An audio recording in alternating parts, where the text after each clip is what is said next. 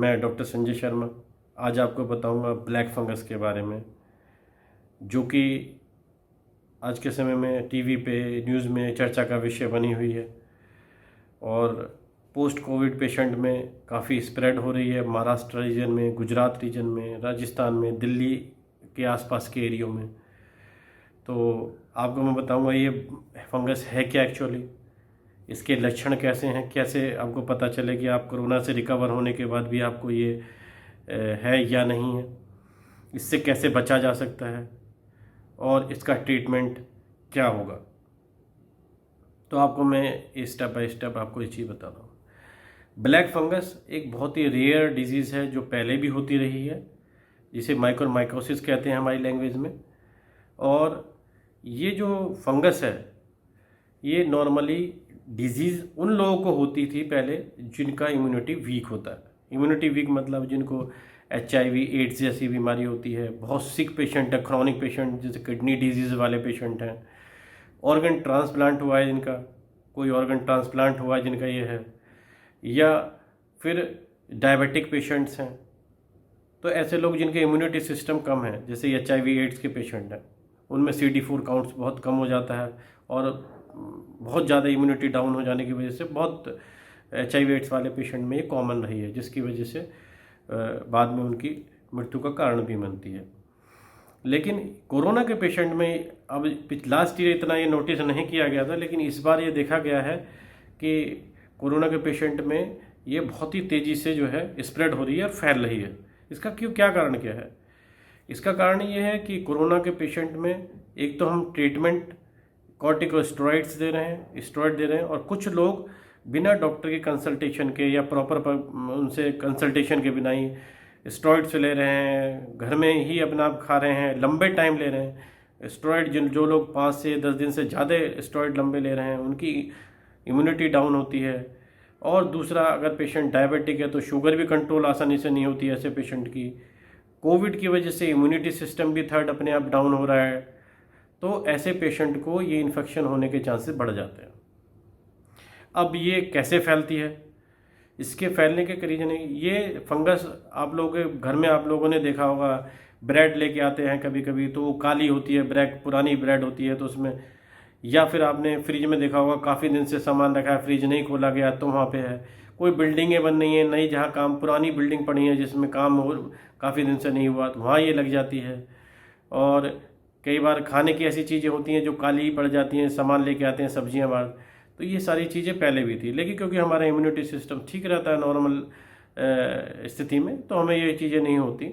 लेकिन कोरोना के पेशेंट में इम्यूनिटी सिस्टम डाउन हुआ, कॉर्टिकोस्टेरॉइड का आपने सेवन किया, यानी कि स्टेरॉइड ज़्यादा ले लिए, ठीक है। उसके अलावा आपने तीसरी चीज़ हाइजीन नहीं मेंटेन की, सफाई नहीं रखी, आप कोई खाना लाए ऐसे ही खा लिया, धोया नहीं अच्छी तरीके से, या पुराना रखा हुआ खाना खा लिया, तो उसकी वजह से ये इन्फेक्शन आपको हो जाता है।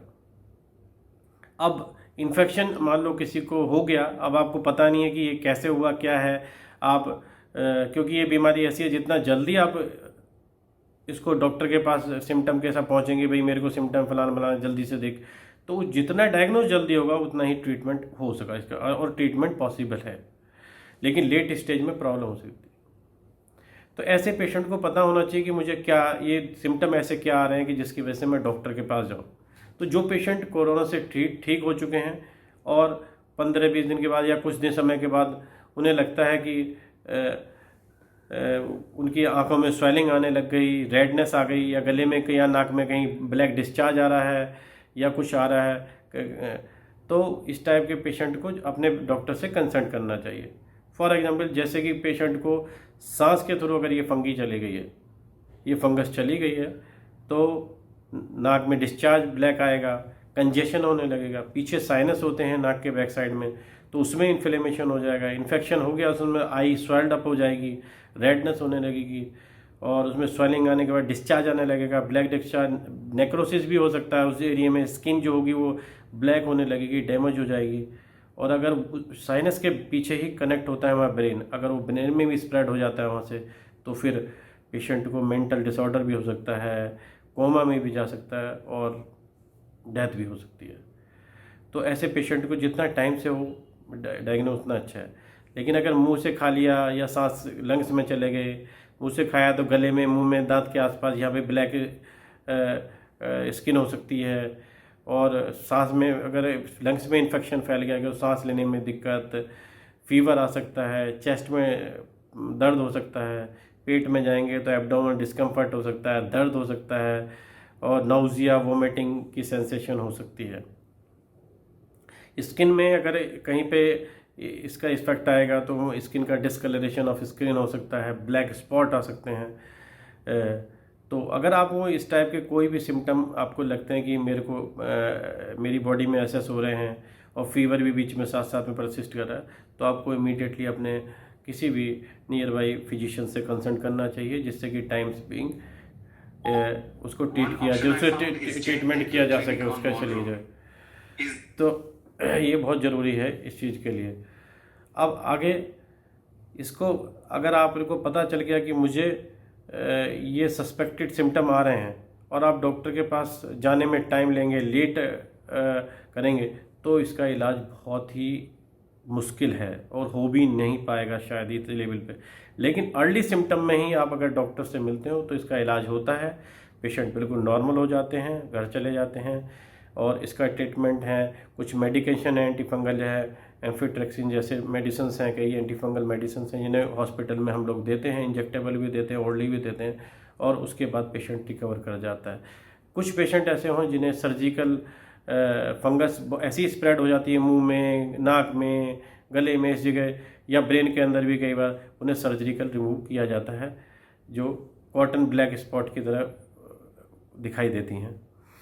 तो और इस बीमारी का प्रोग्नोसिस बहुत ही ख़राब है, स्पेशली लेट स्टेज में जब पता चलती है।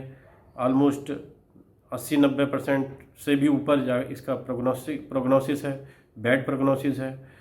तो कोशिश ये करें जितना जल्दी हम डॉक्टर को सिम्टम आने पे दिखा सकें और ट्रीटमेंट प्रॉपरली ले सकें। धन्यवाद।